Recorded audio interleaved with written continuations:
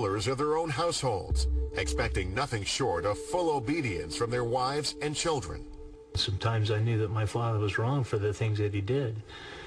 And I'd go talk to my mom about it, or try to, and she would tell me straight up, that's your father. I'm not going to talk to you about that because your father he's my husband, and he's your priesthood head, and what he says is the way it's going to be. Holmes says he was willing to respect the strict hierarchy until the prophet, Warren Jeffs, began marrying off girls under the age of 18. You're actually marrying a child.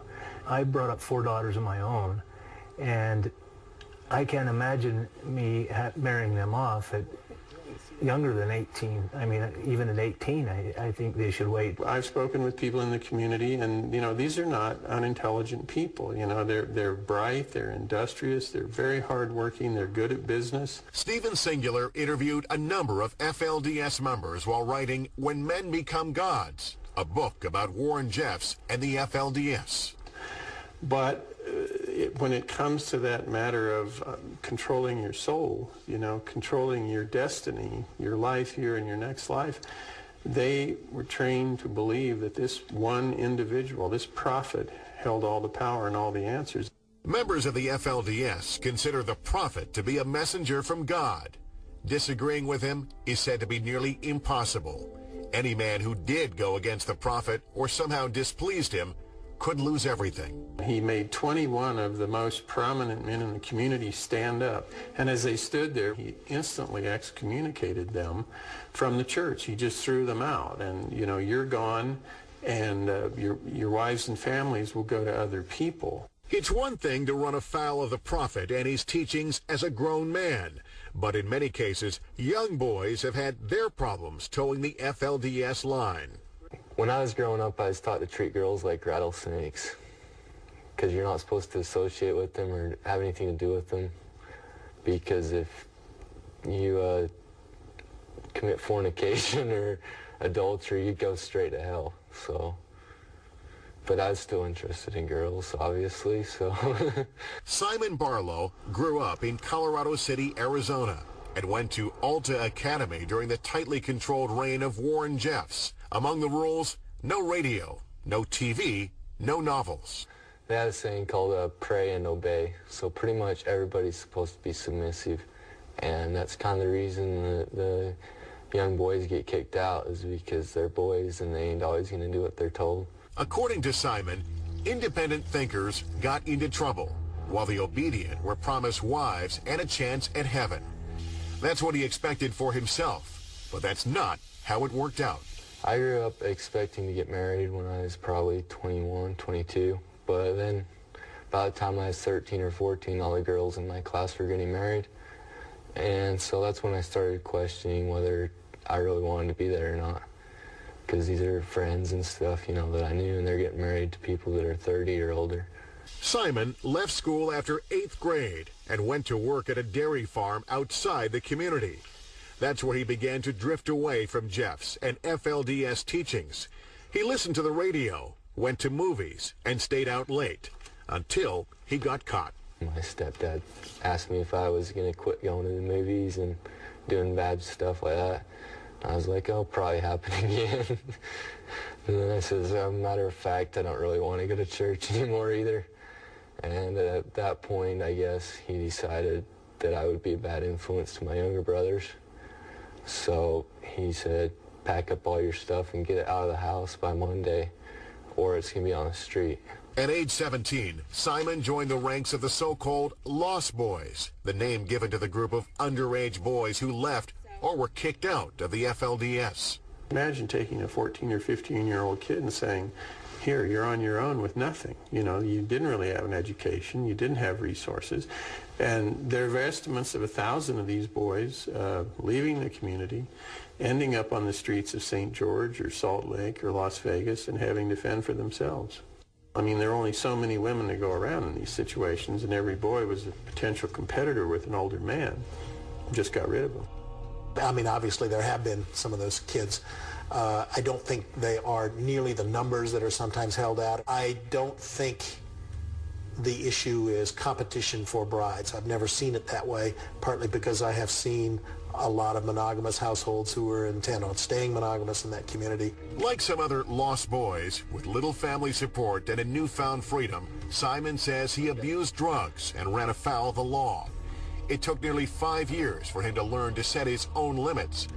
In that time, he's come to see the FLDS in a whole new light. I really didn't think about it as brainwashing or mind control until after I left the community, and I didn't realize how weird it was, and the longer I've been away from there, the more messed up it seemed to me. Today, Simon wants what a lot of young men want: to go to college, find a good job, and get married. But there's one thing he isn't searching for. I don't think I'll ever join another religion, just because I don't think I'd ever believe it. I mean, there's always going to be people that are going to try and take advantage of you through religion. I will say the prayer to begin with. Up next, a former member fears for the children of the FLDS now that they're back home. What we've experienced in Utah and Arizona for so many years is being helped for a split second and then being returned back to the abuse. And that's even worse than if they never came in. We've had little children. When you see them, you will see the terror and you will see the effect that this has had on them. They've had them where they wouldn't eat. They haven't been able to sleep. They've been through an absolute terror of an experience.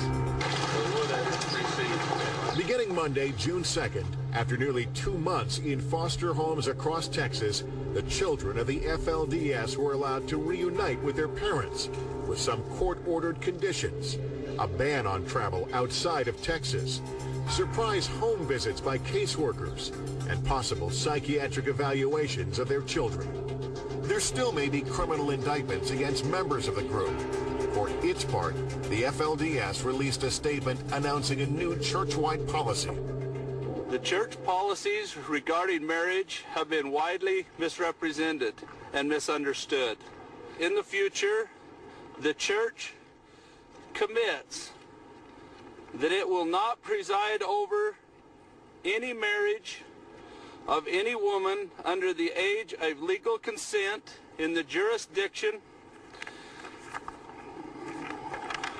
in which the marriage takes place. But ex-member Flora Jessup remains as concerned for the children now as she was when the story first broke back in April. When I heard that the raid had happened in Texas, the thing that went through me was joy, absolute joy, and then fear, immediately followed by fear, because what we've experienced in Utah and Arizona for so many years is being helped for a split second and then being returned back to the abuse. And that's even worse than if they never came in. There are other issues. As the FLDS moves on to its next chapter, one of the problems it faces stems from decades of inbreeding that have gone on within the group. A rare genetic disease called fumarase deficiency, which causes acute mental retardation and physical deformities from birth, has stricken at least 20 children in the FLDS. Outside the group, there are only an estimated 100 cases in the world. You hear the same names over and over again in polygamy: Jessups, Allred, Jeffs, and so on. The genetic pool that these people are operating within is so limited that they have diseases that reflect the intermarriage between these same families over generations. All of these issues surrounding how FLDS members live their lives and why they choose to live them that way bring it back to the basic question: is there a point when strict adherence to a set of religious beliefs begins to resemble mind control? There may never be a consensus. So where does all of that leave the FLDS? The question now is, will the government allow the system to continue? I don't have any doubt that it will survive. It'll probably come out of this thing stronger than it has been in the past. The bad thing is I think they are going to be more reclusive. They are going to be driven more underground. It's going to take a couple of generations before they're going to be ready to trust the outside world and engage with the outside world again. For FLDS church elder Willie Jessup, it all comes down to what he sees as an unnecessary assault on his group and its religious freedom by the state of Texas. You know, they didn't find, and they'll never find, a justification to tear people in a community apart.